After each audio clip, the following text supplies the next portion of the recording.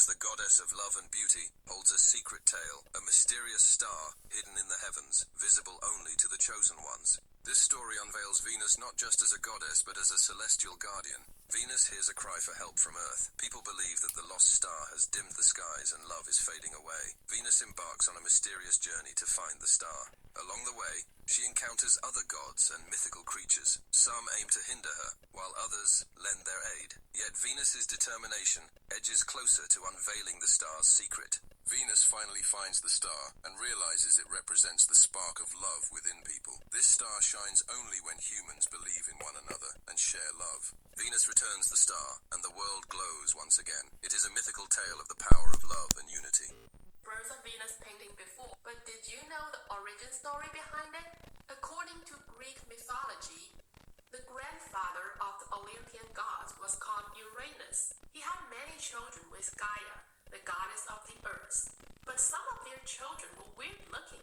They had either too many hands or not enough eyes. Uranus hated them and put them in jail. But Gaia, their mother, loved them, no matter how different they looked. So she ordered one of her ordinary looking sons, Cronus, to castrate his father with a sickle. Cronus did it and threw Uranus' testicles into the sea. The testicles produced a wide foam, and out of it, goddess Aphrodite emerged. The Romans took the goddess into their deity system and gave him a new name, Venus. Egyptian gods are surprisingly still worshipped today.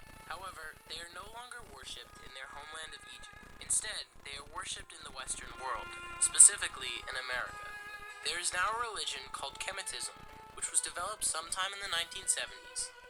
This religion seeks to revive the religion of the ancient Egyptians. Worship practices vary greatly, with some Kemetics believing the religion is more about ancestor worship, while others place precedence on worshipping the ancient Egyptian gods.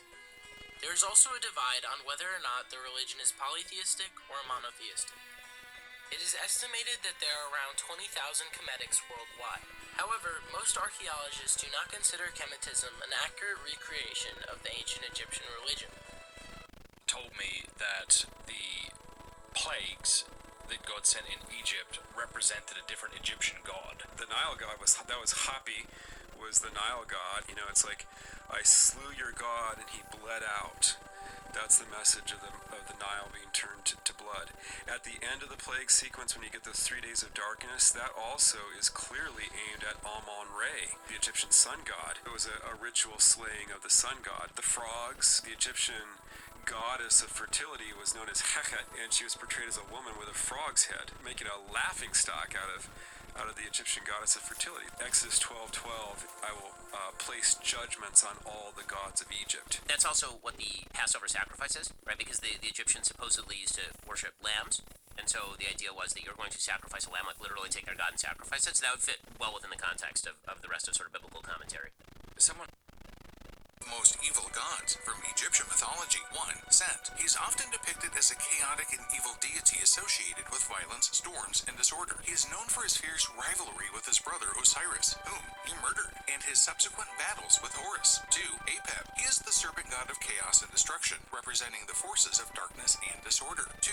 Ammit. She is also known as the Devourer, and is a monstrous creature with the head of a crocodile, the front legs of a lion, and the legs of a hippopotamus. In the afterlife, it was believed that Ammit would devour the hearts of the deceased if they were found to be unworthy during the judgment process. 4. Sekhmet. She is a lioness-headed goddess associated with war, destruction, and vengeance. She is often depicted as a fierce and violent deity who brings plagues and epidemics upon humanity as a means of punishment. And 5. Manibus. He is seen as a symbol of chaos and destruction and is believed to be capable of causing earthquakes and other natural disasters, bringing devastation and disruption.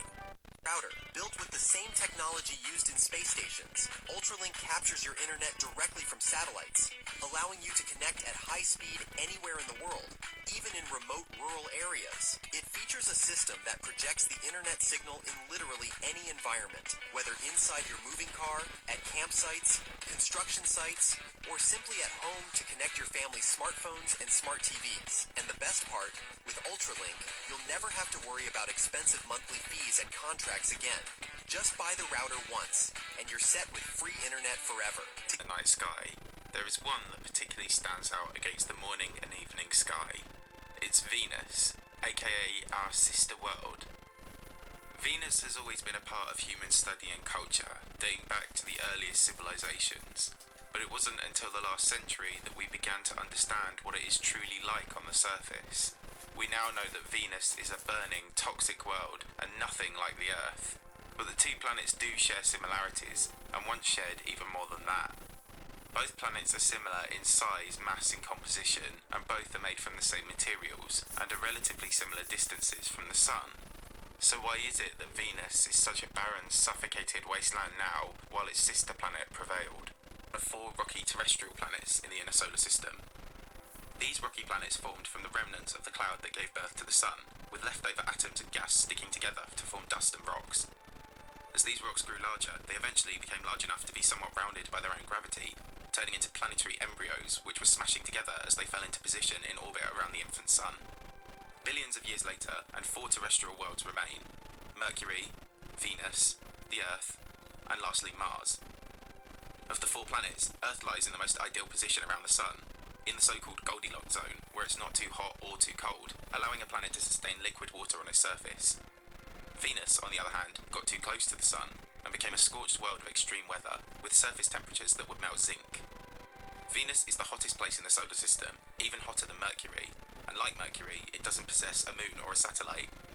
It orbits at just over 100 million kilometers away from the Sun, closer than the Earth by about a quarter. When the planets align, Venus approaches Earth as closely as 40 million kilometers, practically our next-door neighbour. As it orbits, Venus rotates in the opposite direction to all the other planets in the solar system apart from Uranus. Planets tend to orbit and rotate along the same disks and in the same direction because of the motion of the rotating cloud that collapsed to form the system's star. One thing that might counteract this resonance is a collision with another planet or planetary embryo. Such a collision might also explain how slowly Venus spins in this opposite direction. The planet is roughly the same size as Earth, but takes a full 243 Earth days to rotate just once, longer than it takes to complete a full orbit of the Sun. As such, its day is longer than its year. Venus shares many characteristics with the Earth. Both planets have a thin crust, a molten mantle, and a central core, and because it is so nearby and luminous, it has captured our attention since records began. Venus is named after the Roman god of love and beauty, and is the only planet named after a female deity. In fact, Venus is more associated with femininity than any other planet, but not every civilization has fully understood the planet when addressing it. The Mayans, an early Mesoamerican civilization, knew it as Chak'ek, or the Great Star, on the belief that Venus was actually a luminous star and not a planet. Some civilizations even went one better and mistook the world for 2 bright stars, the reason being the nature of its orbit around the Sun. When Venus overtakes Earth along its orbital path, it flips from being visible as sunrise to being visible as sunset. As such, the ancient Egyptians, Greeks, and Romans all thought Venus was actually 2 separate stars, the morning star and the evening star, which the Romans knew as Lucifer and Vesper.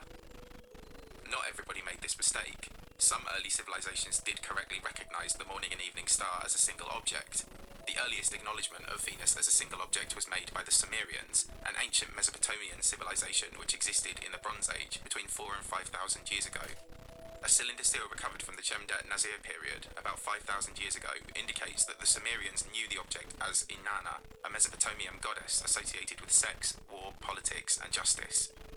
Another early artifact naming Venus as a single object is the Babylonian Venus tablet of Amiseduca, a record of Venus's movements, which is believed to have been created over 1,500 years before the Common Era began. The Babylonians knew Venus as the bright queen of the sky. In the 1600s, Galileo studied the planet and discovered its orbital phases, which helped him to understand that the solar system was centered around the Sun and not around the Earth. But even as telescopes improved and we began to understand the planet better, we were unable to learn any more about its surface because we couldn't see inside it. Venus is covered in a layer of reflective clouds of sulfuric acid in its upper atmosphere. This makes the planet brighter than it would usually be, but also blank and featureless. For this reason, scientists debated for centuries what could lie on the surface, pondering everything from an ocean world to a full-scale inhabited world like our own. But in order to find out, we'd have to actually land on the surface and see for ourselves. As I arrived in Abu Dhabi, it was like the city was expecting me. Hamdan Street? Is this your first time? Yeah, maybe. Venus was the first planet we managed to successfully fly by with a robotic spacecraft, namely the US Mariner 2 spacecraft in 1962. Then, throughout the 60s and 70s, the Soviets began to get closer with the Venera program. In 1967, Venera 4 entered the Venusian atmosphere and showed that the temperature was much higher than previously thought. Venera 7 was the first successful Soviet mission to make it to the surface, and then, over a decade later, Venera 13 made it to the surface of the planet alive and beamed back over 2 hours of groundbreaking data and the first pictures of the alien surface. Venera 13 revealed once and for all what a hellish, tortured wasteland Venus is today. With an average temperature of 462 degrees Celsius, Venus is by far the hottest place in the solar system. Its lower atmosphere beneath the clouds, a choking mix of 96% carbon dioxide, and most of the remainder nitrogen, which is unevenly distributed across the planet's surface. The pressure is 91 times that of the Earth's surface pressure. That's the same pressure as found thousands of feet below sea level. As technology has improved, missions have been sent in the years since to perform radar mappings of the planet. Whereas visible light collected by normal cameras cannot pass through the thick clouds of the upper atmosphere, microwave radiation can pass through, and so we got our first surface maps. In 1990, the Magellan spacecraft began orbit around Venus and mapped the surface in great detail. It also detected extreme winds, abundant lightning, and then in 1995, a highly reflective substance in the higher reaches of the planet that is thought to be snow-like, but its composition is unknown. Venus has over 1,000 impact craters, all of which are at least 3 kilometers wide, meaning they were formed by meteors at least 50 meters in diameter. On Earth, a 50-meter asteroid would be enough to wipe out a city, but on Venus, any meteor below this size wouldn't even make it to the ground before being disintegrated on its approach. Furthermore, the vast majority of these large impact craters are in immaculate condition, no subsequent impacts or weathering. While Venus doesn't have any means for tidal heating, a discovery made in January of this year suggests young, fresh lava flows on the surface and spikes in sulfur dioxide. Venus is still a geologically active world. Much of the Venusian surface appears to have been shaped by volcanism. The planet has over 150 volcanoes which are over 100 kilometers in diameter, and 80% of the planet's surface consists of vast plains caused by ancient lava flows. What this indicates is that the planet was completely resurfaced over 300 million years ago. All the volcanoes must have spilled over at once, cooling into vast plains and highlands, and like the impact craters, this landscape has been well preserved ever since. On Earth, plate tectonics drive the reshaping of the crust, but Venus lacks tectonic activity. So while the surface of the Earth is constantly being reshaped every 100 million years or so, on Venus it takes closer to 500 million years. Furthermore, this isn't a consistent or gradual process of convection currents. Scientists think that whatever heat is inside the planet's core rises up and heats the mantle, making it hotter and hotter until eventually it causes a global subduction event. The entire surface is swallowed up, resurfaced by lava, and hardens out again, where it remains for hundreds of millions of years before the process repeats. The rest of the planet's surface area is made up of 2 highland continents. One, Ishtar Terra in the north, is about the size of Australia and is named after the Babylonian goddess of love, Ishtar. The other is Aphrodite Terra, after the Greek goddess of love, which is roughly the size of South America and lies just below the planet's equator. Even in its hostile, extreme present-day state, Venus is still a fascinating world, but it hasn't always been this extreme. In fact, this toxic desert planet may have once known its own Earth-like conditions. Back when the solar system was young, Venus may have been the place to be. The Sun is the giver of light within the solar system, radiating energy as heat from its surface to each of the 4 terrestrial planets. Earth sits in a fortunate position. It is just the right distance from the Sun to have sustained an atmosphere for billions of years. However, the Sun hasn't always been at the brightness and intensity we enjoy today.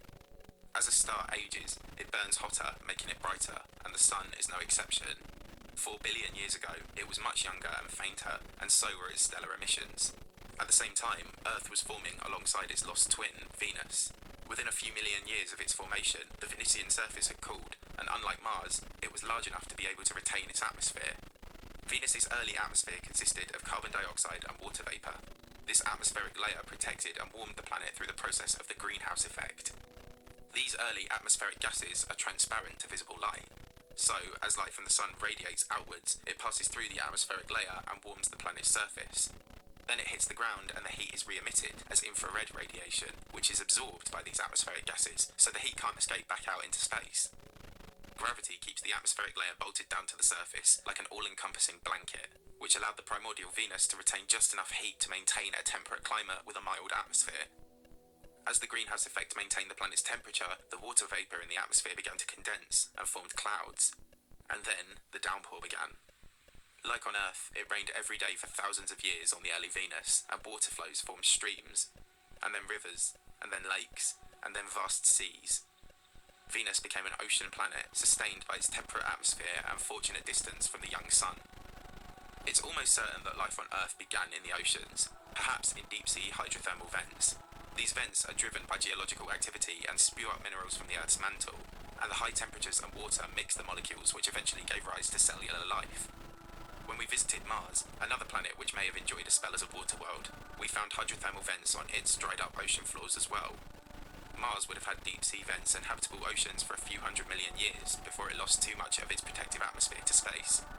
But Venus, on the other hand, being larger, would have been able to sustain its oceans for around 2 billion years. Given that Venus is geologically active now, it was likely geologically active back then too, meaning there may once have been bubbling hydrothermal vents at the bottom of its oceans, which have now been lost by global subduction events.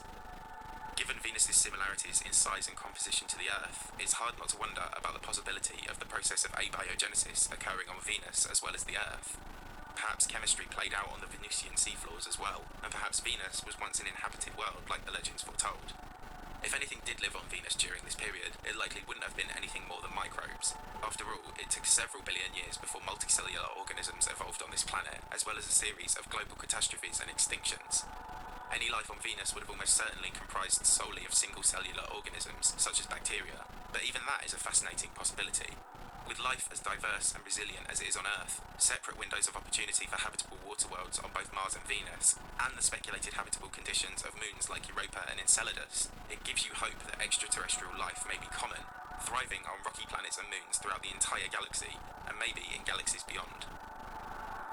So what happened to this lost oceanic kingdom? Well, the greenhouse effect continued to maintain balance on the planet for hundreds of millions of years, but during this time, the sun was aging and evolving. As it grew older, it burned hotter and became stronger and more intense. As this happened, more heat was being trapped under Venus's atmospheric layer, heating the surface and gradually evaporating the oceans. At higher altitudes, this vapour condensed and fell as rain again, but before long the surface temperatures were so hot that the rain was boiling away before it even touched the ground. As the water vapour condensed in the atmosphere, it trapped even more infrared heat under the atmospheric layer, and an irreversible vicious cycle had been set into motion. The oceans dried up and the water vapour was gradually swept into space by solar winds and the lack of a strong magnetic field. All that was left were dry, scorched deserts, destined to be buried and resurfaced by volcanism, and the water world and anything which might have inhabited it was gone.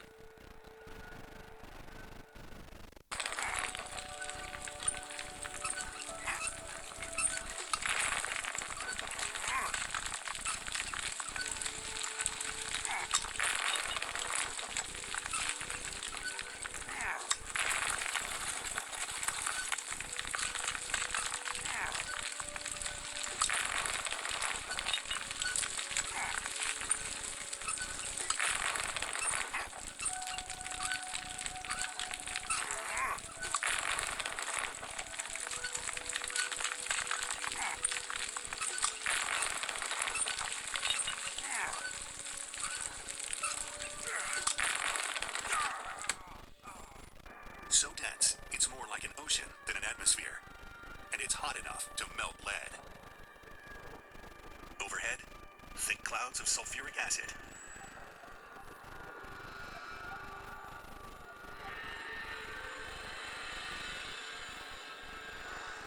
No spacecraft has lasted longer than 2 hours on Venus. All we have seen close up, a few images transmitted by the Soviet Venera landers back in the 1970s.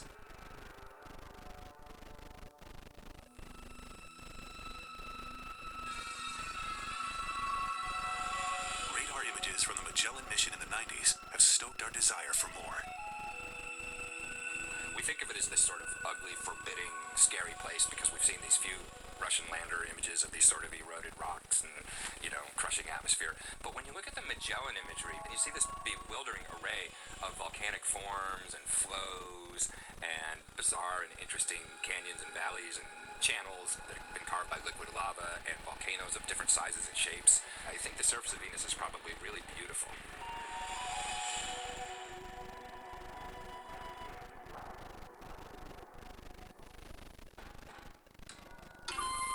Thousands of years ago, Asian skywatchers saw Venus as two separate stars. brightness in the morning. And Senyang, the exalted western one, in the evening. It's always sort of flirting with the edges of night. You'll never see Venus at midnight up high in the sky. It's always just in the edges of dawn and dusk. Sumerian priests saw it as one. Inanna, goddess of sex, fertility, physical beauty, and attraction. Inanna became Aphrodite to the Greeks, born from the foam of the sea, protector of those who sail. The Hellenic goddess of love beckoned us to venture into the unknown. Roman leaders declared April the month of Venus throughout the empire.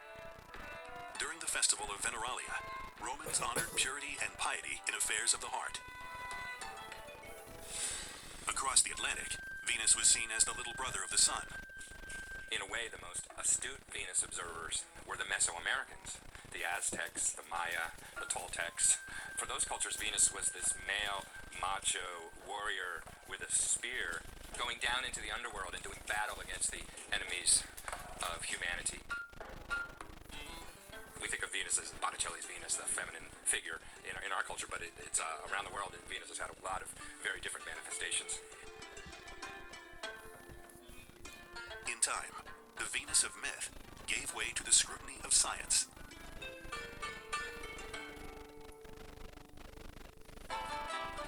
In 1610, Galileo Galilei observed crescent Venus changing through phases, like the moon. Yet another clue that planets orbit the sun.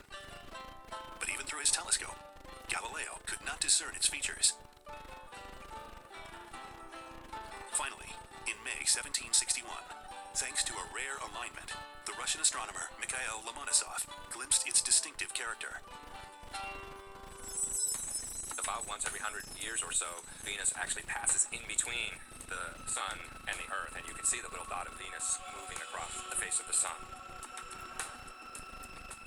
At the moment when the dot of Venus starts to cross the disk of the sun, the very first moment and the very last moment when the dot of Venus moves off the disk of the sun, something weird happens. There's a distortion, what is called the black drop.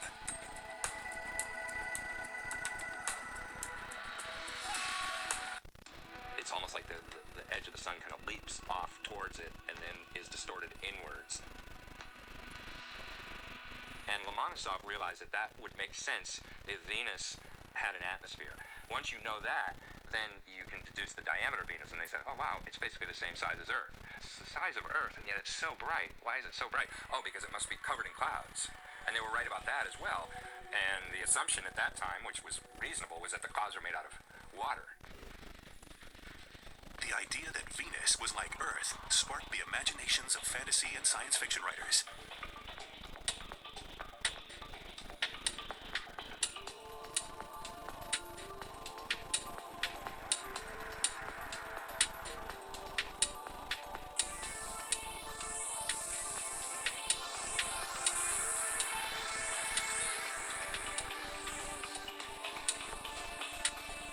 I remember seeing a book when I was a kid that said that Venus might have prehistoric jungles and dinosaur-type animals. I thought that would be really exciting, but it turned out to be nothing like that.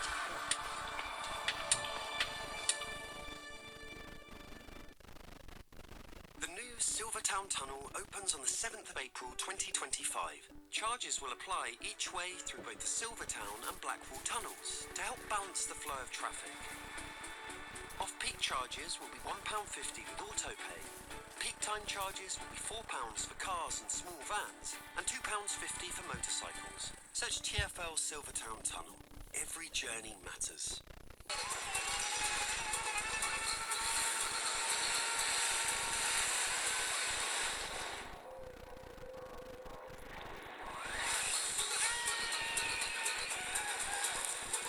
Supercharge your day with the 100... At the dawn of the space age, Mariner 2 was the first successful mission to another planet. Way back in 1962, Mariner 2 became the first spacecraft to explore Venus on a flyby, and it made a fantastic discovery that the Venus surface was very hot. Unfortunately, that was not very good for Venus exploration because all the classical ideas about Venus being habitable with people and forests living on the surface just went out the door. Stranger still, NASA's Mariner 2 found that the planet rotates very slowly and backwards compared to Earth. Americans celebrated the triumph.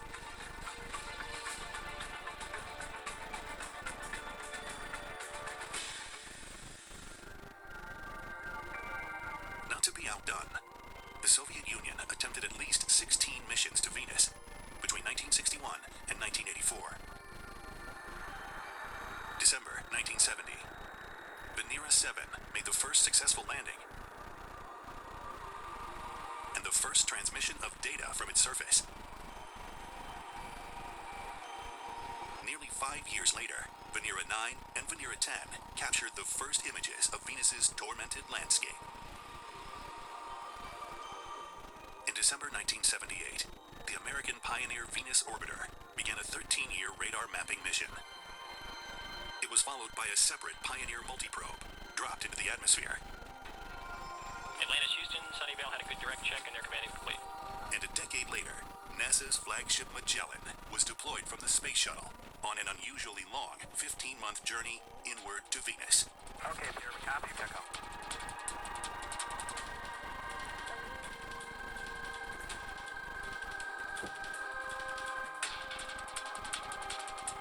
Looping pole to pole more than 4,000 times, Magellan's imaging radar mapped more than 97% of Venus's landforms.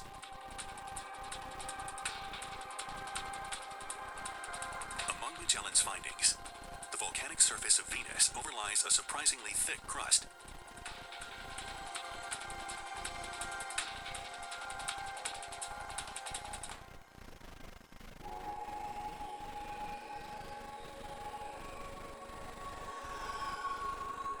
Remarkably, about 3 billion years ago, Venus was probably much more like Earth.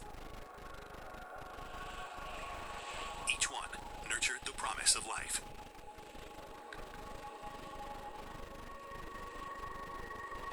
They're the same size, they formed in roughly the same place. There's a lot of circumstantial evidence that Venus had a more Earth-like environment when it was young, so they may have both had warm oceans and all the other conditions necessary for an origin of life at the time when Earth apparently had an origin of life.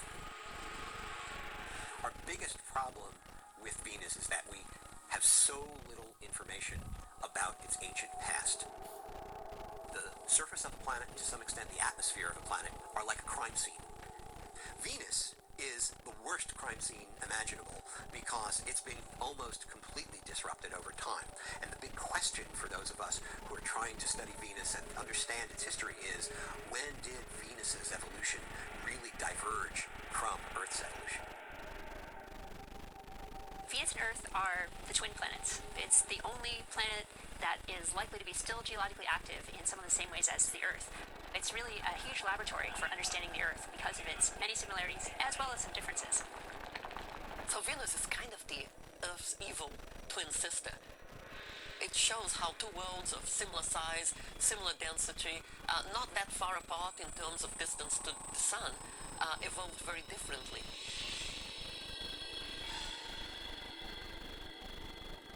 Early on, Venus was on a path similar to its sister planet Earth. The radar data hold intriguing clues to a watery past, including vast plateaus made up of granite rocks that likely formed at the bottom of an ocean. There are areas on Venus that look like continents. They're high-standing, they're kind of wrinkly. They are also the oldest rocks on Venus because Venus has had this weird history where much of the surface is new. So these rocks are the only rocks from the first 80% of the history of Venus. That's where we want to go. That's where I want to go, is to these areas, which are called tessera terrain because of their tile-like appearance. Whatever it is that spurred the formation of life, in my mind, why wouldn't it have happened everywhere? And that's the record that we're looking for in the rocks of the tessera. Were there evidence of ancient environments that would support life?